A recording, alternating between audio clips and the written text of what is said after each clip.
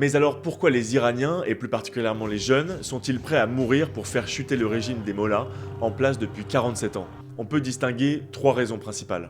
La première, et c'était l'objet des révoltes en 2022, c'est la privation des libertés individuelles. Dans la République islamique d'Iran, le voile est obligatoire pour les femmes dans l'espace public. Les jeunes filles peuvent être également forcées de se marier dès l'âge de 13 ans. Sur le plan politique, toute forme de contestation du pouvoir est interdite, les rares mouvements d'opposition au régime ne peuvent fonctionner librement à l'intérieur du pays, aucun syndicat, plusieurs médias et sites internet ont été censurés ou brouillés, et il est bien sûr interdit d'avoir un VPN pour contourner ces blocages. La deuxième raison du soulèvement d'une partie du peuple iranien, c'est l'extrême violence du régime des mollahs. En 2025, l'Iran a dépassé la barre des 1000 exécutions, souvent par pendaison, faisant de cet état l'un des plus meurtriers du monde. Le code pénal islamique prévoit également des peines s'apparentant à des actes de torture, comme des coups de fouet, de l'amputation ou encore de la lapidation. En 2022, le monde avait également découvert la police des mœurs iraniennes, chargée de veiller au respect des lois en vigueur. Nous avions d'ailleurs filmé cette police dans une station de ski en 2016.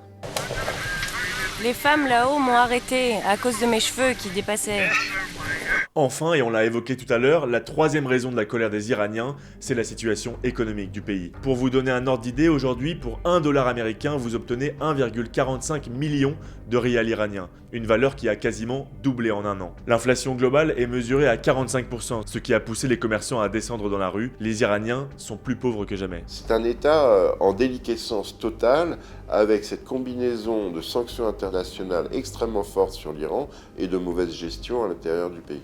Ce mouvement de protestation est donc entré ce mercredi dans son 18e jour et il est encore très difficile de savoir s'il mènera à la chute du régime des mollahs. Beaucoup de facteurs peuvent faire basculer le destin du pays, notamment l'intervention ou non de puissances étrangères comme les États-Unis ou Israël qui avaient frappé l'Iran en juin dernier. Tous les problèmes de la région viennent du fait qu'entre les États-Unis et l'Iran, il y a une guerre permanente depuis 40 ans et qu'aucun problème n'est réglé. La solution la plus envisageable et la plus sage, surtout, c'est d'enfin engager des négociations. Donc si cette négociation a lieu, peut-être que ça peut déboucher non seulement sur une stabilisation de l'Iran, mais une stabilisation aussi régionale.